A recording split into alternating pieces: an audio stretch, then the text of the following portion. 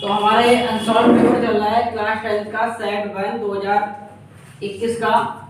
अब पहला क्वेश्चन है हमारे पास चित्र में P S upon S Q equal to है P T upon T R है दिया है और कह रहे हैं कि एंगल जो है P S T equal to angle P R T है, मतलब ये दोनों बराबर हैं। ठीक है, हमें प्रूव करना है कि जो ट्रायंगल हमारे पास है पी क्यू आर ये कैसे है, समद्विबाहु त्रिभुज है, ये प्रूव करना है।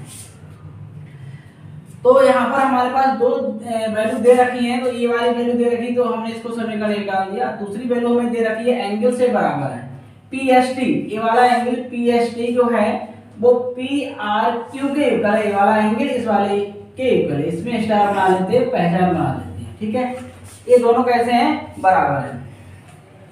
अगर ये इनका रेशियो बराबर है P S upon S Q और P T upon T are, अगर इनका दोनों का रेशियो बराबर है और ये दोनों एंगल बराबर हैं तो एस टी लाइन जो है क्यू आर के पैरेलल हो जाएगी। ठीक, समरूप त्रिभुज में भी ये बात बताई गई थी। ठीक है, अब यहाँ पर जो एंगल होगा P S T P Q R के बराबर होगा। कैसे, P S T P Q R के बराबर होगा क्योंकि ये इसका संगत कोण है। ठीक है, संगत कोण है। अब यहाँ पर जो एंगल हमारे पास है पी एस टी जो एंगल है वो पी आर क्यू के इक्वल है। क्यों है, क्योंकि ए वाला हमें गिवन है, दे रखा समीकरण 2 से जो मैंने यहाँ लिख दिया है। अब ये दोनों एंगल बराबर है। ठीक, अब एंगल पी क्यू आर देखें, angle P Q R equal है पी आर क्यू के। कैसे आया, क्योंकि यहाँ पर देखें पी एस टी जो है वो पी क्यू आर के बराबर है। ठीक है, तो पी एस टी का मान यहाँ लगा दें तो यहाँ पर एंगल पी क्यू आर बराबर हो जाएगा एंगल पी आर क्यू के। यहाँ से वैल्यू उठा के यहाँ लगा दी हमने और हमारे पास एक अब इसके बराबर हो गया है तो हमारे पास एंगल पी क्यू आर जो है पी क्यू आर ये वाला एंगल है। अब ये दोनों बराबर हो गए, नहीं हो गए, तो ये वाली लाइन मैंने लिख के बताई है। तो यहाँ पर क्या किया हमने, पी एस टी की वैल्यू यहाँ लगा दी, ये तो वैल्यू लगाई है पी क्यू, इसलिए ये वाली वैल्यू एक दूसरे के बराबर हो जाएगी। ये वाला एंगल पी क्यू आर जो है वो बराबर हो गया पी आर क्यू के, मतलब ये वाला जो एंगल है इस वाले के बराबर हो गया। ठीक है, कैसे हुआ, ये वाले दोनों संगत कोण है और संगत कोण है तो पी एस टी की वैल्यू यहाँ से मैंने यहाँ लगा दी तो यहाँ ये वाली वैल्यू आ गई। अब ये वाला एंगल इसके इक्वल आ गया। अगर समद्विबाहु त्रिभुज की जो कंडीशन होती है, अगर उसकी दो भुजाएं बराबर हैं तो उनके दो एंगल्स भी कैसे होंगे, बराबर होंगे। ठीक है, अब ये वाली भुजा इसके ये वाला एंगल इसके बराबर हो गया तो ये वाली भुजा जो है इस वाली भुजा के बराबर हो जाएगी। तो हमने लिख दिया कि त्रिभुज पी क्यू आर में, ठीक है, पी क्यू आर में यहाँ पे एंगल पी क्यू आर बराबर है पी आर क्यू के। ठीक है, अगर ऐसा है तो एंगल्स जो भुजाएं जो हैं कैसी हो जाएंगी, तो भुजा जो है इसलिए यहाँ लिखते हैं, इसलिए पी क्यू जो भुजा है वो पी आर के इक्वल हो जाएगी। ठीक, अगर ऐसा हो गया तो ये त्रिभुज जो पी क्यू आर है वो एक समद्विबाहु त्रिभुज होगा। ठीक है, इस तरह से क्वेश्चन आप कर सकते हैं। क्वेश्चन हमारे पास है नेक्स्ट, एक्स अक्ष पर स्थित बिंदु 2,-5 2,-9 से समदूरस्थ बिंदु का निर्देशांक क्या होगा। ये कह रहे हैं कि एक्स अक्ष है, ठीक है, ये एक्स अक्ष है तो ये वाई अक्ष होती है। ठीक है, ऐसे बोला एक्स अक्ष वाई अक्ष, तो ये एक्स अक्ष है ये वाई अक्ष है, तो हमारा यूज है केवल एक्स अक्ष का। ठीक है, तो हम वाई अक्ष को अभी नहीं ले रहे हैं, हम हटा दे रहे हैं, एक्स अक्ष को ले लिया केवल। कोई बिंदु है हमारे पास 2,-5 है, वो होगा कहीं वैसे अगर हम ग्राफ पर बनाएं तो ये एक्स अक्ष और वाई अक्ष आएगा तो इस तरह से आएगा 1 2 3 4 5 6 7 8 9, ये एक्स अक्ष हो गई, इधर वाई अक्ष है और ये हो गया 1 2 3 4 5 6 7, आगे भी ले सकते हैं।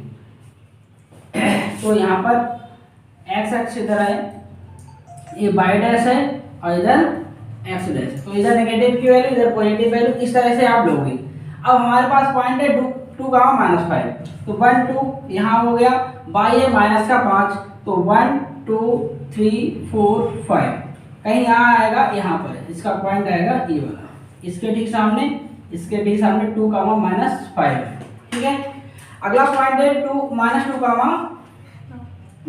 गामा तो 1 2 3 4 5 6, आगे भी और ले सकते हो, तो -2 हमारा यहाँ पर आ जाएगा, और 5 9 जाना है बाई अक्ष पर, तो बाई अक्ष को थोड़ा और बड़ा कर लेते हैं, तो 1 2 3 4 5 6 7 8 9 10 आगे भी हो सकते हैं, तो यहाँ पे 9 यहाँ है, तो इसके ठीक सामने जाएंगे और 9 के सामने ये पॉइंट आएगा, तो यह है हमारे पास -2 9, ये आ गया पॉइंट। अब इन दोनों को अगर मिला लो, चलो मिला देते हैं इनको, इस तरह से आएगा, ठीक है। अब ये कह रहे हैं कि समान दूरी पर एक बिंदु है P, हमने ले लिया, ये समान दूरी है, इधर भी जितनी दूरी होगी वही दूरी इसकी होगी, ठीक है, तभी तो समदूरस्थ होंगे। समदूरस्थ जब होते हैं जब ऐसा कोई पॉइंट हो, यहाँ पर P है ये B है, जो समान दूरी पर, इधर की दूरी बराबर होनी चाहिए, मतलब AP बराबर BP होगा, ठीक है, ये तब समदूरस्थ कहलाएंगे। तो इस तरह से इसका ग्राफ बनेगा, ग्राफ पेपर पे आप बनाएंगे तब, लेकिन हम केवल क्वेश्चन को सॉल्व करना है, तो हम एक इस टाइप की लाइन ले लेंगे, उसके थ्रू हम सवाल को कर लेंगे, ठीक है। हमने आपको ग्राफ इस तरह से समझा दिया है, इसको रफ कर देते हैं।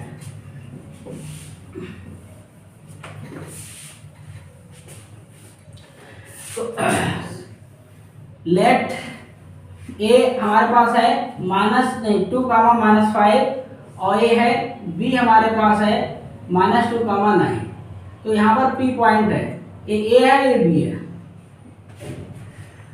अब A कैसा है, समदूरस्थ है,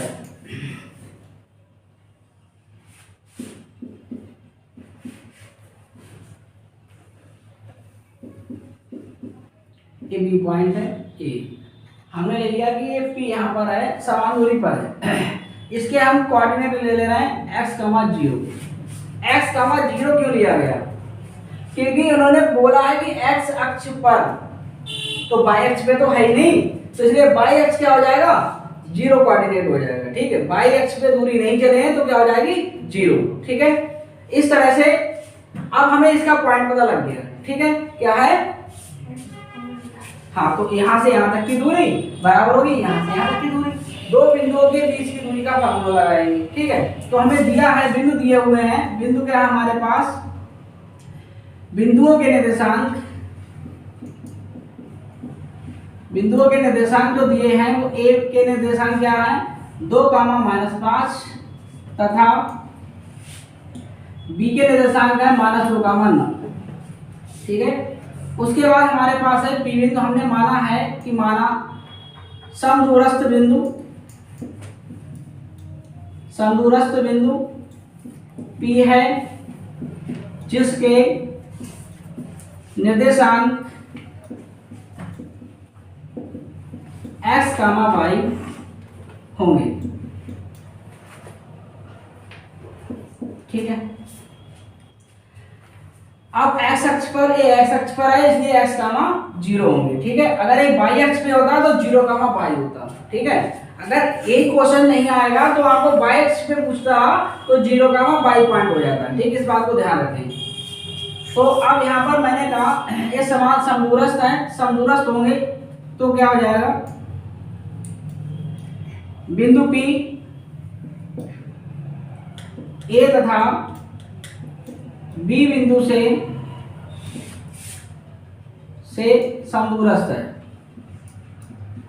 समदूरस्थ है तब क्या होगा, AP जो है वो BP के बराबर हो जाएगी, ठीक है।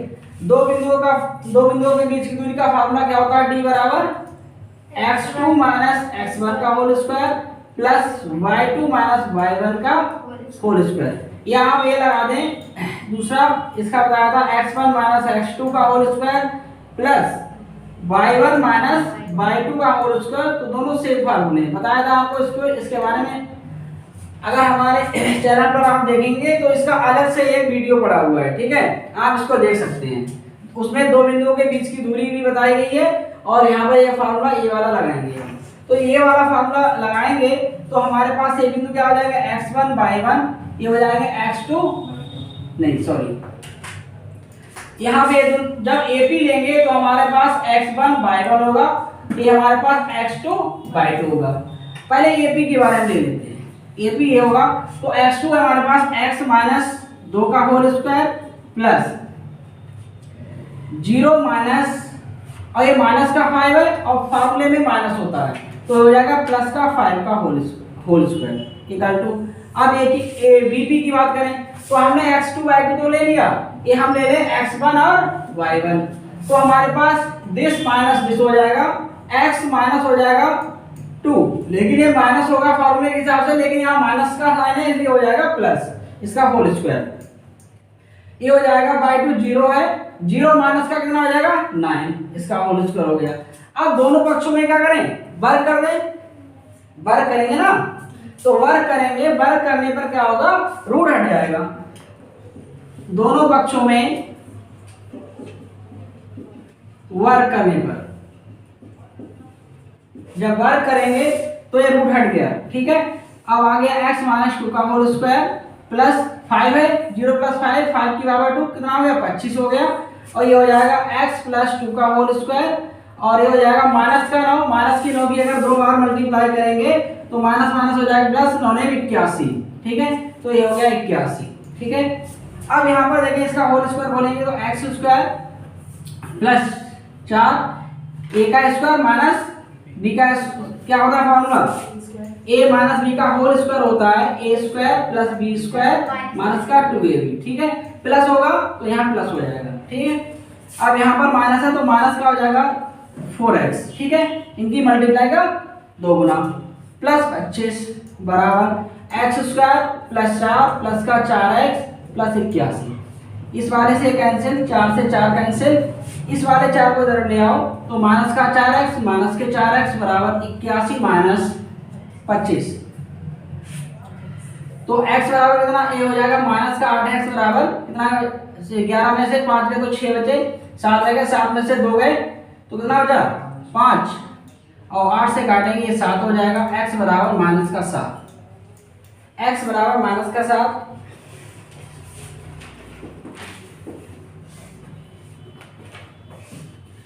तो इसका आंसर क्या होगा, यहाँ पर यहाँ लिख देते हैं, ठीक है। हमने पॉइंट क्या लिखा था, निर्देशांक लिखा था x कामा 0, तो x की वैल्यू फाइंड हो गई, तो हम लिखेंगे बिंदु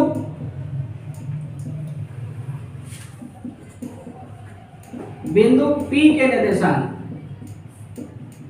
P के निर्देशांक, P का निर्देशांक लिखेंगे, P का निर्देशांक हो जाएगा x कामा 0 था तो x की वैल्यू -7 आई तो -7 कामा 0, ये आपका आंसर हो गया। इस तरह का कोई भी क्वेश्चन आए आप ऐसे ही करेंगे, सम दूरस्थ का इंपॉर्टेंट क्वेश्चन है, इसको कर लें। तो नेक्स्ट क्वेश्चन है हमारा 0.5 का दो क्रमांगत धनात्मक पूर्णांक जिनके वर्गों का योगफल 365, तो हम क्रमागत ले रहे हैं, तो संख्याएं, ये आंसर स्टार्ट होगा यहाँ से। माना दो क्रमागत का मीन्स क्रम से, अब धनात्मक का मीन्स प्लस की वैल्यू होनी चाहिए, तो दो क्रमागत धनात्मक पूर्णांक क्या हो जाएंगे, एक x ले लिया, दूसरा x प्लस 1 ले लिया, तभी तो क्रम से होगा, पहला x है तो दूसरा x, जैसे हमारा पहला अगर 12 आ गया तो दूसरा कौन सा होगा 13 होना चाहिए, 13 होना चाहिए। तो इसमें हमने प्रश्नानुसार इन्होंने जो कहा वही करेंगे, प्रश्नानुसार लिखेंगे, और इन्होंने कहा है कि वर्गों का योगफल, इनकी धनात्मक पूर्णांक संख्या इनका वर्ग कर दो, तो x का स्क्वायर और x प्लस 1 का होल स्क्वायर, इन्होंने कहा योगफल तो इनका प्लस कर दो, ठीक है। ये दोनों के वर्गों का योगफल कर दिया, वो होगा 365 के बराबर हो गया, ठीक है। अब इनका एक्स स्क्वायर, यहाँ पर a प्लस बी का होल स्क्वायर खोलेंगे, a प्लस बी का होल स्क्वायर क्या है, a square plus B square plus का 2ab, तो यहाँ खोले एक्स स्क्वायर प्लस 1 का स्क्वायर 1 ही होता है, और यहाँ पर हो जाएगा इनकी मल्टीप्लाई का डबल, क्योंकि x की 1 से करेंगे तो x हो गया, और x का डबल करते हैं तो 2x हो गया, बराबर 365। अब ये x कितने हो गए, 2x square, 2x square plus x square 2x square हो गए। अब यहाँ पर प्लस 2x 1 को लिख लिया इधर, इसको इधर ले आओ, बराबर से पहले ले आओ तो माइनस की वैल्यू हो जाएगी, प्लस की है तो माइनस की हो जाएगी। तो 2x² प्लस का 2x, इसमें से एक माइनस कर देंगे तो माइनस की वैल्यू बढ़ी है इसलिए माइनस का साइन आएगा, हो जाएगा 364 बराबर 0। अब बेटा इस पूरी समीकरण में 2 से भाग जा रहा है तो 2 से भाग कर दो, 2 से भाग करेंगे तो 2 से भाग करेंगे, भाग करने पर तो x² हो जाएगा, x हो जाएगा और 2 एकम 2, 2 अट्ठे 16, 2 दूनी 4, ये हो गया 182। अब 182 के फैक्टर करने हैं, मान ये साइन का है माइनस का है तो इसका गुणांक कितना होगा, इसके गुणांक कुछ भी नहीं लिखा है तो 1 होगा, क्या होगा गुणांक 1 होगा।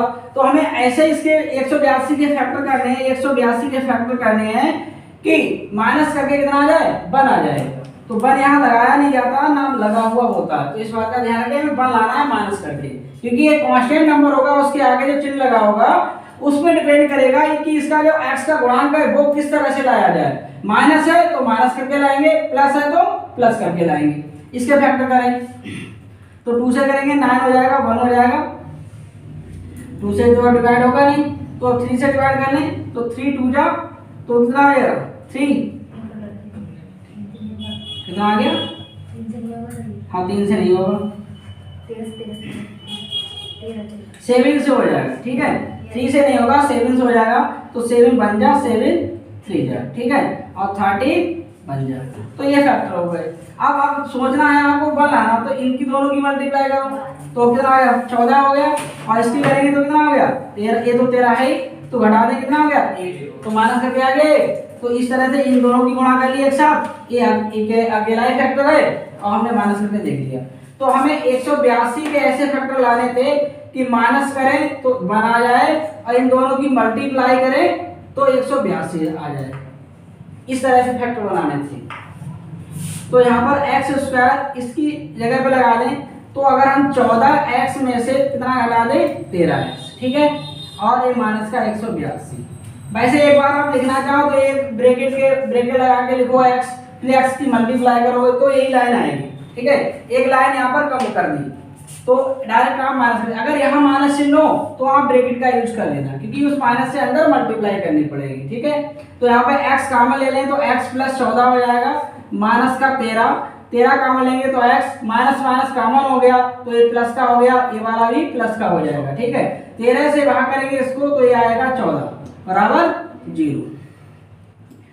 x प्लस 14, ये दोनों ब्रैकेट एक सेम हो गए जैसे, तो इनको कॉमन ले लिया तो दूसरे ब्रैकेट में x बचेगा और माइनस का 13 बराबर 0। अब एक वैल्यू आ रहा है x प्लस 14 बराबर 0 है, एक है x माइनस 13 बराबर 0, ठीक। तो x बराबर इधर ले जाएंगे तो माइनस का 14 हो जाएगा, नेगेटिव वैल्यू आपको नहीं लेनी है, ठीक है, इसको छोड़ देना है।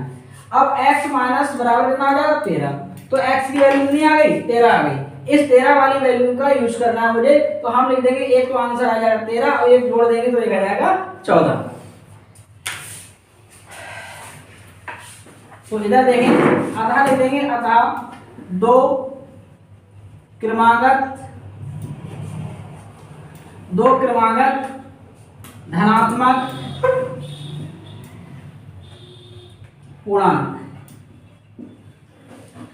बराबर x है तो x की वैल्यू आई थी 13 और कामा 13 प्लस 1, तो एक बार इक्वल का साइन और लिख दो 13 कामा 14, ये हमारा फाइनल आंसर हो गया। इस तरह से इस क्वेश्चन को करेंगे, ठीक है। Thank you for watching this video. अगर हमारे चैनल पे नए हैं तो चैनल को सब्सक्राइब करें, थैंक यू। अगला क्वेश्चन हमारा है क्वेश्चन नंबर 5 का खा।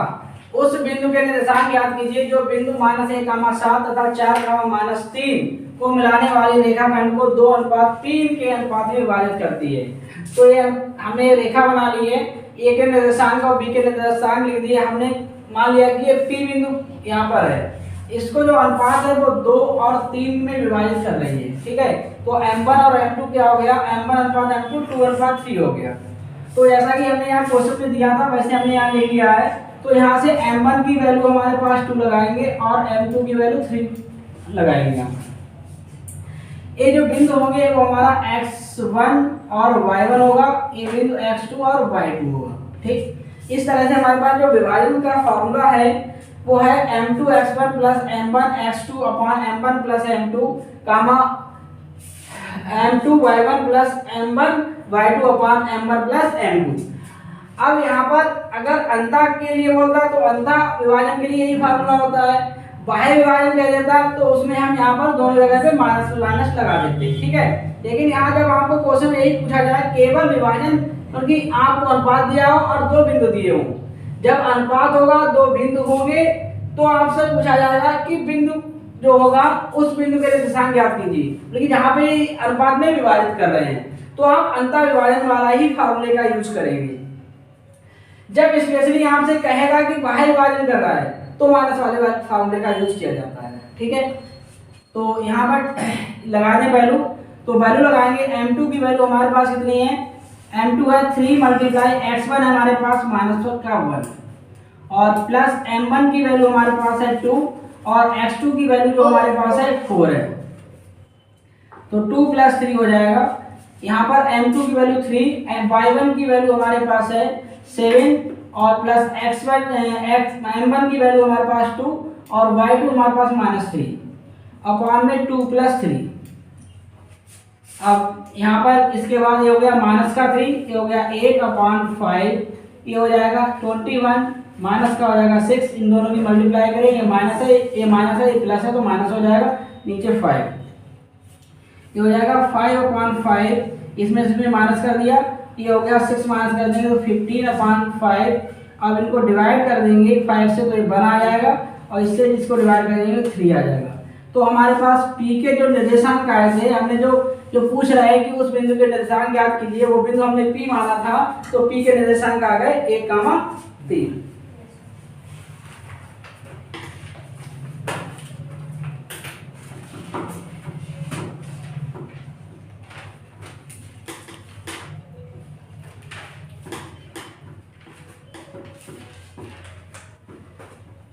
Okay.